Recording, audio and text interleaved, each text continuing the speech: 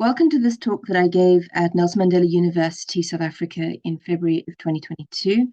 The title of the talk that I was asked to give was Critical Digital Pedagogy. And the approach that I've taken to this lecture is to ask ourselves what that topic might mean.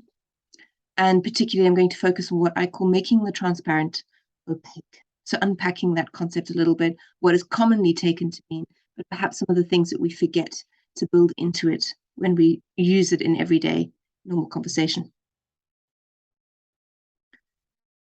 This presentation is a continuation of a talk that I gave in 2021 around what a quote-unquote humanizing pedagogy might look like online.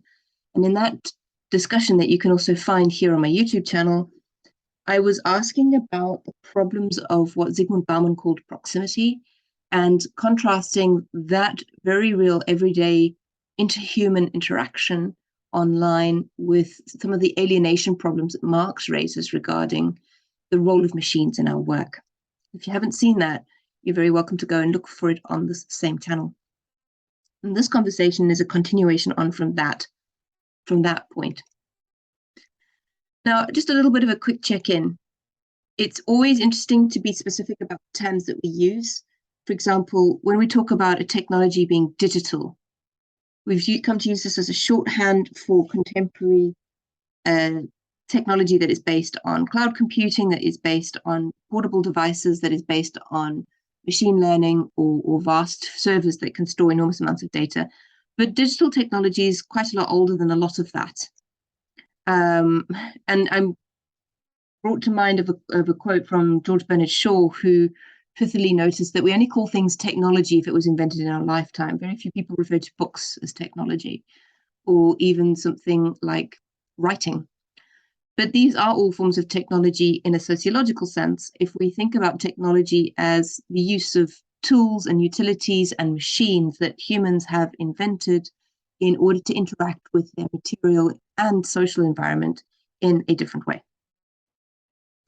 So it's a good idea to ask ourselves what kinds of qualifiers could accurately and usefully describe different technological changes, and to not use terms too loosely to only refer to our current moment when we need to be a little bit more precise when we're thinking about these things. We could perhaps be talking about networked technology, particularly since the rise of the internet, cloud-based technology, which is something that arose in the early 2000s, where the idea of doing processing or even storage need not happen on the device in front of the end user. It could be done elsewhere, which was, of course, enabled by networked technology. Platform technology. So Nick Srinick's book, 2017, Platform Capitalism, is interesting here. He tries to get a grip on what is this thing called platform technology and what makes it different from previous forms. Machine learning driven technology is one that's definitely arisen in the last 10 years, particularly, where we are increasingly seeing the distribution and curating of content being calculated on the premise of a large data set that can use things like Bayesian networks and heuristics to decide what kinds of content in what orders and at what moments should be presented to unique end users. So these are some qualifiers that we might want to use to think a little bit more about the kinds of technology we're talking about when we're talking about where we are at the moment in 2022. Now, when we talk about critical digital technology, we often bundle some important but quite distinct topics into that same term. One is about critical pedagogy with digital technology. So how can we use these technological devices, this access to the internet, this plethora of data to engage in pedagogical activity using these as devices and as aids to have that conversation with students and with each other. That often involves leveraging internet or YouTube channels or whatever it is that we might be able. You're probably doing critical pedagogy with digital technology right now by watching this video. And then another one is critical pedagogy through digital technology, which since the pandemic has become increasingly an object of interest. People are saying, well, how do we engage in a critical pedagogy when the relay itself, when the mode of engagement has to happen through tech? So can we still have rich, thick conversations? Can we still hold cognitive dissonance? Can we still engage with students in a more dialogic manner? And that's been something that has taken a lot more prominence in terms of researchers' thinking since we all got forced online by COVID. But I think there's a third element here that often gets left out of the conversation, and that's what I call critical pedagogy about digital technology. And that means interrogating the role of these forms of technology in our everyday lives, how they shape our societies, our politics, and our economic system. And we often leave that part out of the conversation. So I'm going to be focusing on that part in this talk today. And that's what I mean by saying, let's make the transparent opaque. Let's take these things that have become so familiar to us that we barely even notice they're there anymore, and really scrutinize them again as if they're exotic, as if they're not mundane. So the thing that we look through to see another object, let's look at that as an object in and of itself. Now, the core components of I'm just needing to hide some floating controls here. The core components about, if we did a critical pedagogy about technology, I think could be structured as following. We can think of activities, what can't be done with contemporary forms of tech. How might we use it differently? Why would we choose to use it differently? What does it enable that has potentials to challenge or change existing contours of power? So we're looking at agency. Then there's also the discursive, which is increasingly getting more attention. What ideologies or conceptualizations inform the design and deployment of technology? What kinds of subject does technology produce or reproduce? And what kinds of knowledges get prioritized and reproduced, and why? But the third component that, again, I think doesn't get enough attention is the structures and materiality of technology. So how do systems, not two apologies, how do systems shape discourses and activities? For example, how does a sound mutex on a Zoom meeting focus on a single speaker at a time? Where are devices made? By who? With what? And what economic processes of production, circulation, consumption, disposal, etc., underpin all these technologies that have become sutured into our everyday lives? This one, I think, is really not given enough attention in most conversations that I've participated in regarding critical pedagogy about tech. So the structure of the remainder of the presentation goes as follows. The elements of machines have remained surprisingly stable. Marx always said that a machine takes, and I think this is a useful categorization, that a machine includes a source of energy or a prime mover, whether that was a donkey or electricity, or in these days, a battery. It involves some kind of storage for the raw materials that it consumes and for the materials that it outputs. It involves interfaces between different components and also between the machine itself and its operator, or machines and other machines. And it has an internal logic. It has an internal logic about how those raw inputs and that interface, input from that interface, uses energy to transform objects, whether they be of a material or immaterial type. So I'm going to structure around these four components of the machine. And I'm being a little bit flippant here, using a sort of pseudocode to illustrate the point. So for each object, for each component of this, for each X, we'll look at its materiality. We'll look at its discursive manifestations. And I'm going to leave out the activity part because I think that part gets more than a fair share of attention. I'm interested in trying to have a peek at the parts that are perhaps being a little bit marginalized in the conversation. And that's where we're going to go. All right, let's start with prime mover. And the issue is materiality. Batteries are the prime movers of today's devices, and more, we are depending on batteries to be our saviors in terms of green energy solutions, particularly when it comes to avoiding hydrocarbon burning combustion engines in things like cars. Batteries are a fundamental technology for transferring sources of energy in an independent manner across time and space. Without a battery, of whatever shape or form, whatever machine is bound to the location of its energy source. Today's batteries are made mostly from cobalt, and that comes from the Democratic Republic of Congo, and also other rare earth minerals, for example, graphite mines in China and lithium mines in Argentina. And I want to show you this very good expose about the origins of cobalt in the Congo for the required cobalt in lithium-ion batteries.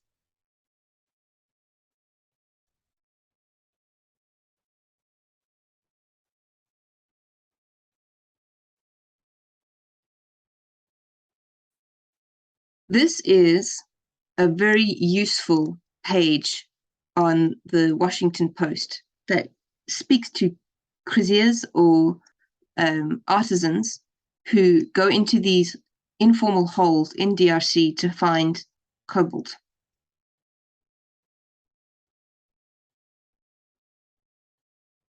The link is available on the page. I'm not going to go through the whole video for you now. I thoroughly recommend that you have a look at this page and at the videos and interviews that it offers regarding what it takes to make the batteries the prime movers in the machines that we use for our everyday digital selves. And what I think it really starts to ask is the idea about whether these forms of technology can ever be a route toward a sustainable future in terms of how we organize our economies, and how this particular neo-colonial relation around where rare earth metals get extracted and where they get processed and where they get consumed is a 21st century example of Walter Rodney's point around how the metropole still continues to rely on the underdevelopment of the periphery in order to reproduce the metropole's contemporary way of life.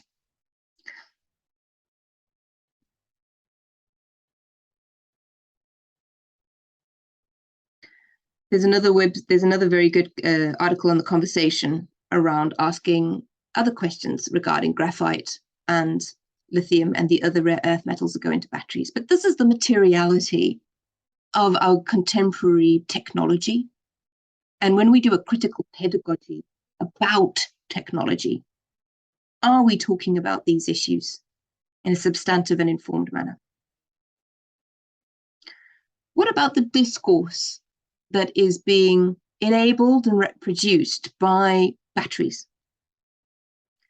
This concept of 24/7 always on would not be possible without portable power. I'll never forget when I was a teenager and my mother worked for Hewlett Packard as a programmer and then as a manager in the IT sector, that their idea of the future, their rallying cry was always on. And this was in the late 90s, early 80s, when there was this real techno-solutionist hubris around what technology was going to do in the workplace and in the economy. And I'll never forget her coming home and saying, I can't think of anything worse. Always on sounds dystopian. And it is dystopian, and we are living in the consequences of some of that dystopia now, where things like lifelong learning and flexibilization is basically the freedom to constantly work all the time, always on. And with this, our own sort of political and social subjectivities have come to expect or even need constant energy. We keep spare battery banks in our bags. Airports now have what they call juice bars. You'll find USB charging points on trains and buses. Do you remember when it wasn't like that? Do you remember when it was normal to be offline? It was normal for somebody to not be able to reach you because you were transitioning from one location to another.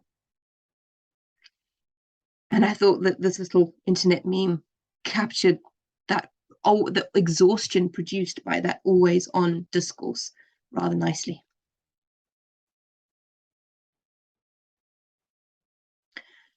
Now let's think about storage, the second component in our schema of machine.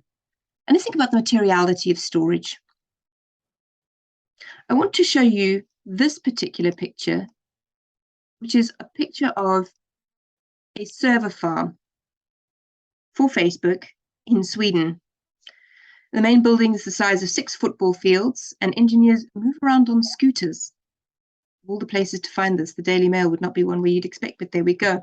It is located deep in the forests of northern Sweden, and one of the things they like about it here is how cold it is, because the amount of energy that these server farms consume is enormous, and the amount of heat they produce is enormous. And so the storage required to run digital technology in our contemporary form has this massive invisible underbelly of these key nodes that are so critical to that technological infrastructure functioning that often these server farms get designated as key sites for security.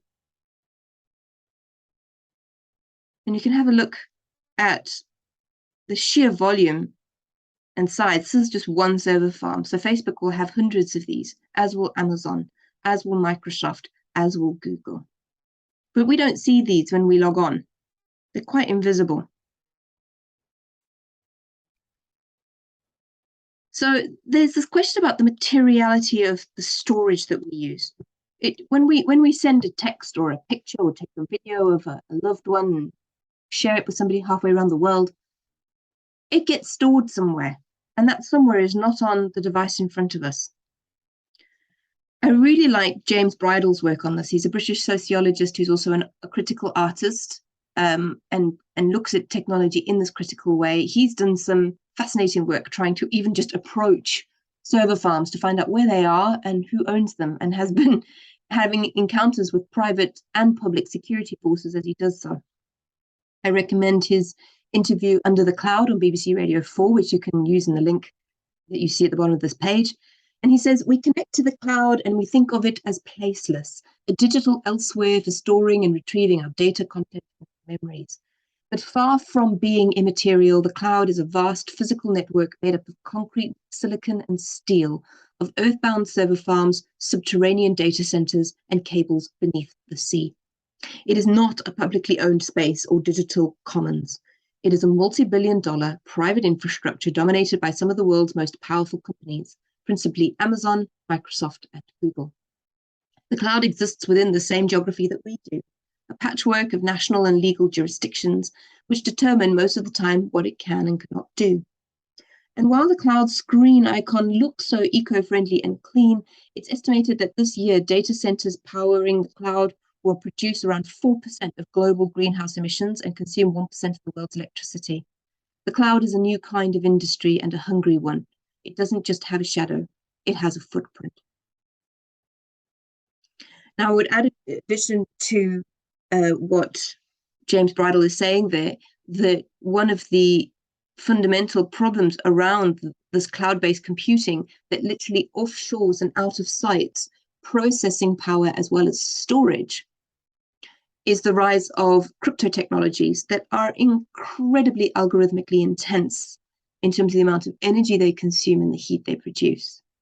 One of the questions I've been asking regarding my colleagues in South Africa, looking at the energy crisis there, where the government is struggling to keep the energy grid stable and has had rolling blackouts on and off for the last approximately 14 years. But they have increasingly intensified in the last 4 to 5 years. And I am very curious, for example, as to what kind of a burden crypto processing is placing on the national power grid, so that the problem is not just a problem of undersupply, but it also is a problem of unproductive over-demand from a very niche energy drain. So we need to think about, things like cryptocurrencies and their particular acceleration of these problems that Bridle is outlining. Now let's think about the discourses that this massive exponential increase in storage has enabled. Look at how quickly hard drive sizes have increased over the last 40 years. This is an algorithmic, this is a logarithmic chart. Please look at this scale on the left. This is not linear. It is a logarithmic chart because the difference between the 5 and the 16 million is so big that you couldn't actually represent it on a linear scale. But this is how quickly the average hard drive disk space has increased. And that has enabled a very different way of communicating and a very different way of meaning making. Instagram, rich, thick, video-based platforms like TikTok, WhatsApp, YouTube, where I'm putting this video right now. Gone are the days of using ASCII jokes to draw pictures with backstrokes and @ signs, which was how I first engaged with trying to make little pictographics in a completely text-based environment via internet relay chat in the mid-1990s and the early 1990s. We all thought we were very clever drawing teddy bears with alphabet characters. Those days are long gone.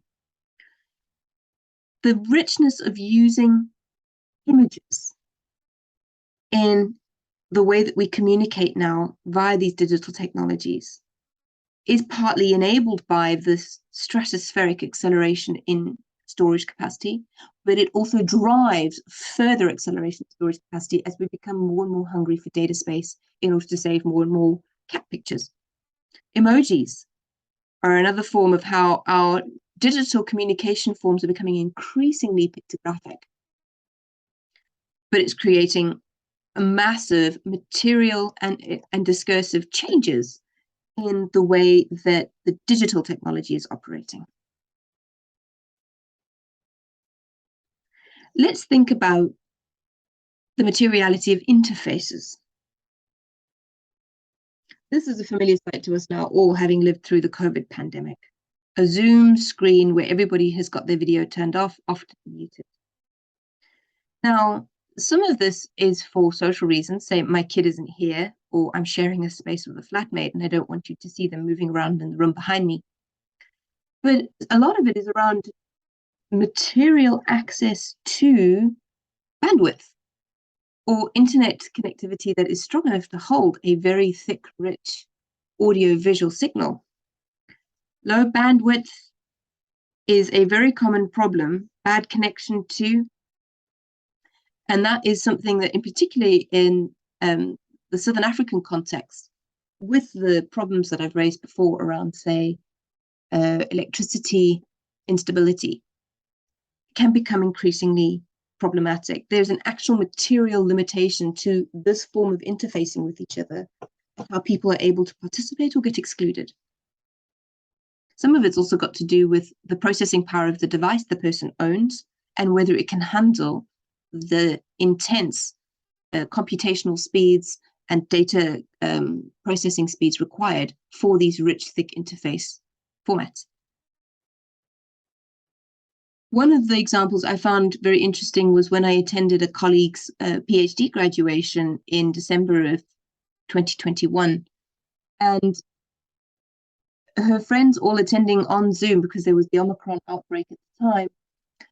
It was beautiful. They did what would have happened were we together, and they broke into song to celebrate her award, singing a traditional Xhosa song. But it was bizarre as well to watch this group of people on Zoom singing together and Zoom struggling to decide whose voice to focus on. Because Zoom assumes a conversational style that is far more around sort of discrete turn taking. I think it's improved a little bit since then, but at the time, there was this problem of what's called the mutex in computer science. So there's a shared resource, perhaps that is the channel to the speakers, or the channel to the microphone, which is a hardware component of the device. And there are competing computational threads that want exclusive access to that channel. And you cannot, the mutex is a a braking device, if you like. It's a impasse braking device that says, okay, that thread gets access to the channel, and then while that thread's got access to the channel, no other threads can access the microphone or the speaker. And the mutex can move between threads incredibly quickly, but it doesn't change the problem that it is only ever allocated to a single thread. And so I watched Zoom literally bouncing around, all these different people sitting online trying to figure out whose voice to focus on, because of this actual hardware problem design with the way that the mutex was being passed around on Zoom. So there's a nice example of what I'm talking about when I talk about the interfaces and the actual design about how materiality shapes what those interfaces can and can't do, and whether they are more or less compatible with our social practices. And what about the discourses of interfaces? Well, one of those is, of course, also in the way that we are increasingly communicating with each other through images, through pictures. But there's been some very interesting research recently about whether early childhood literacy practices and development are the same or different if a child is using a digital device versus an actual paper book. And the preliminary research would seem to indicate that these are not the same. They actually affect fluency and reading engagement in different ways. Also, what about the way that we assume that the interfaces, the cameras, the microphones, the conduits are neutral unless we choose otherwise, unless we deliberately use something like a filter, a Snapchat filter, or be silly putting, cat ears on our heads in the middle of a video call meeting to amuse a child at the other end. But unfortunately, I know that Apple certainly do this, and Instagram certainly does this as well. Some interfaces automatically apply very subtle filters that make us feel particularly good about ourselves. They emphasize certain symbolic ideals that we hold to be more beautiful in society, whether that is a clearer skin or a warmer tone, gently erasing blemishes. I have been horrified when I have used certain devices to take a photo of myself, and they are very, very subtly doing things like making my eyes slightly bigger or smoothing over my cheekbones, etc. So the idea of no filter as being the default and that filters are only applied when we choose to is not the case. And we've got to be careful around how we are discursively shaping our ideas of ourselves and our ideas of others when we use these interfaces that are not neutral at all. Another example of how interfaces shape discourse is the way that search algorithms work, what gets channeled and what gets omitted. Hashtags are an interesting example of this, how a search device heuristic that was developed online in order to extract out of a vast sea of information, comments or content related to a particular topic or thread, has actually now made its way into the way that we speak, even together when there's no devices involved. And finally, let's think about this fourth component, which is the logic of the machine itself. Let's think about the materiality of that. And I think that this is one of the ways of thinking about how the machines that we're using at the moment might be a little bit different from ones that have come before. Because the internal mechanism of a machine, of a computer, and this is what I think makes computing technology different, is that it is divided in two. There is the code, which is the representation of the problem to be solved, whether that was originally punch card on paper back in the 1970s, or it is in the form of these layers of code that run on top of development environments, that run on top of operating systems, that run on top of very basic code underneath. So what is unique about computers that would not, say, be the same as a steam engine or other forms of machines is that the representation of the problem to be solved is detached and decoupled from the actual material apparatus that then runs the logic inside the machine. And that is, of course, the chips and the silicon wafer and the circuitry, the motherboard, etc., inside the computer. Now, what is interesting is how there is a very clear class division between this split in the way that computers are in the logic of computers gets constructed. The material apparatus is much more of a sort of industrial manufacturing problem. This is a picture from Foxconn in China, where most of the physical material apparatus of computers that we use, including our phones, gets manufactured. That's for Samsung, that's for Huawei, that's for Apple, etc. And then the middle class knowledge engineers who are coders, who enjoy a very different kind of class position in the labor market compared to assembly workers in Foxconn. Now, Mackenzie Walk adopted a very useful idea to think about this type of class distinction, which they call the vector class.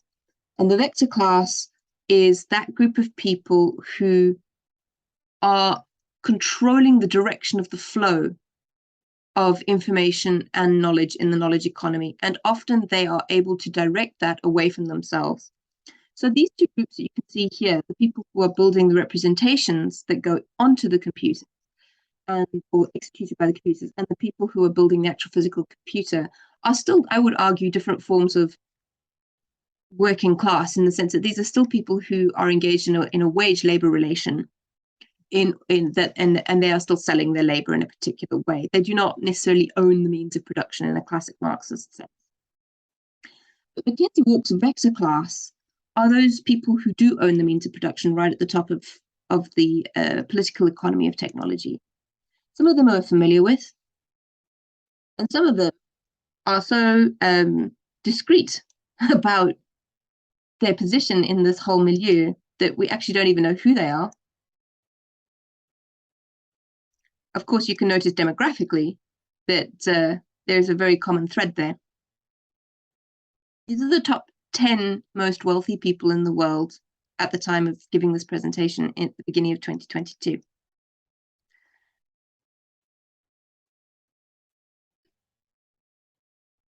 Apologies. And we'll have a look later at the Oxfam report about inequality as to how the wealth. So what the vector class is, according to Mackenzie Walk, is that wealth flows towards them. The vector of extraction of value moves towards these people, but the vector of information moves away from them. So one of the ways that they're extracting value is to increasingly codify and then repackage and sell information about the people who use their systems. But all 10 of these people are incredibly careful about their own privacy and their own data and who has access to it and who does not. So they're effectively commodifying the data of others in a flow that flows out of those people and into databases that these 10 people own, and then they can codify and sell it to advertisers or whoever else would like to have vast data sets about people. But they are very, very careful about their own data. So the flow is not from them towards others. The flow is to them. That's what Walk is trying to get at. And so there's a very real financial materiality too to the way that machines are currently working. And I think it's interesting when we do a critical pedagogy about technology to notice what Walk calls the vector.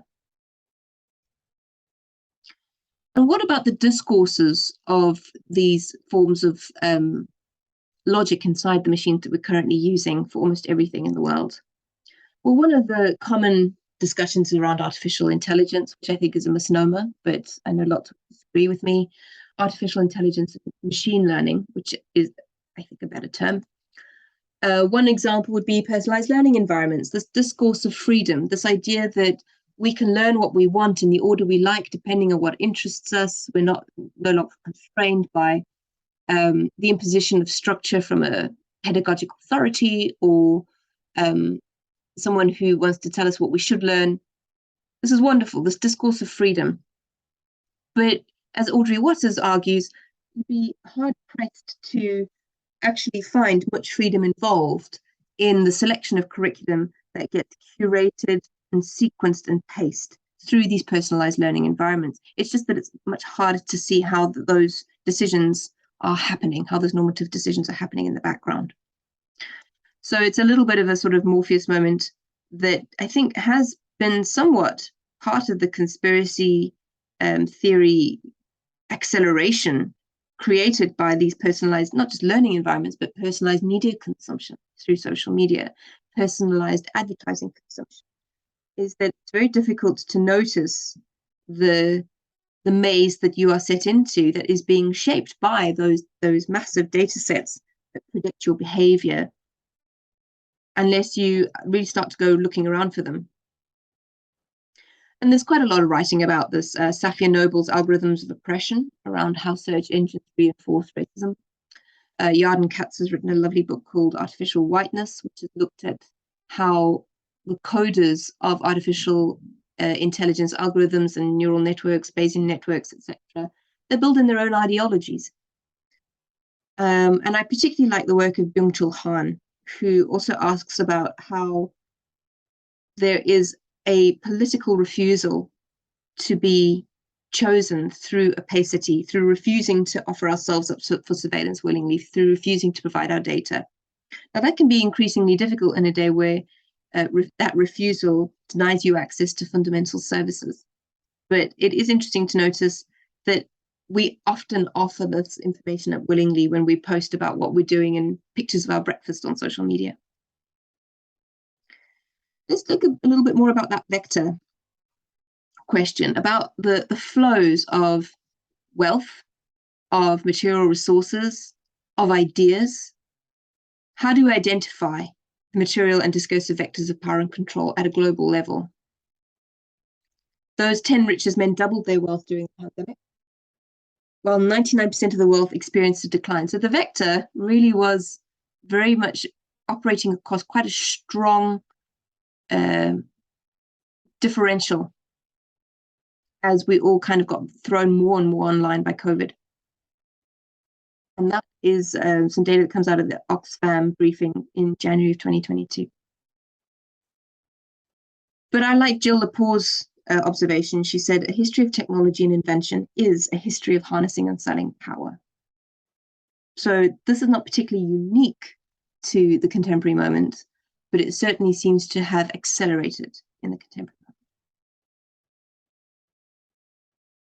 Now, of course, the flow also tends to be, again, as I said earlier, in a neo-colonial direction from the global south to the global north. And James Bridle talks about empire as infrastructure in his book, New Dark Age, which I thoroughly recommend. It's very, very good. Now, being particularly interested in education with all this, I think that we can start to think about some of these material and discursive aspects of critical pedagogy about technology a little more clearly. So narratives that inequality can be tackled or ameliorated by placing iPads in every child's hands. I think we should be now a little bit more overtly skeptical of these kind of techno-solutionist ideas regarding education. And I think what it means to exercise agency with technology as is very, very flavor du jour, at least in South Africa, where I'm from, that, you know, we're going to use these technologies to level playing fields and to decolonize education practices and to increase access to education opportunities. We need to take these broader issues into account. Otherwise, it's what Lauren Berland would call a form of cruel optimism. But I think any theory of change regarding technology and education that does not seriously factor in these ideas around political economy with astute analyses of specifics is being quite naive. As Lewis Mumford said, we need to get an adequate grip on our mechanized culture before we lose both our consciousness of human purpose and our confidence in being able to control our own creations. So critical pedagogy about technology. Critical pedagogy with technology and through technology is not enough. We need to make the transparent opaque. And for all our talk about the emancipatory possibilities of EdTech, we are leaving these other aspects under-examined and transparent. And I think without it, plus ça change, especially for Africa, which is the audience and the community. Well, if one could never call Africa a whole community, but it is certainly the position from which I am thinking about these problems.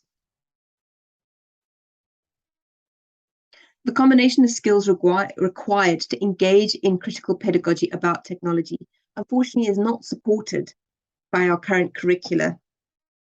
So I think that I'm going to leave the end of this talk with a challenge. How do we combine knowledge bodies of technology with politically acute social science? How do we combine sociologists with people who can code? How do we combine critical historians or philosophers with people who know how Bayesian networks work? And can such a combination ever be tolerated in our existing education institutions? And what conditions would it take to do so?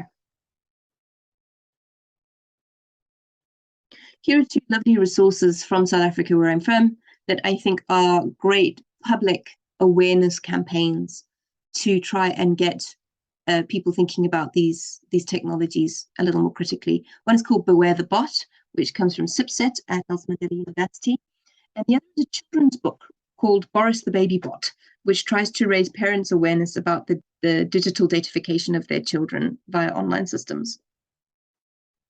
So these are two examples of popular critical pedagogy about technology that I think might point the way forward as to how we can engage with the public more broadly regarding these questions I've raised today. Thank you very much.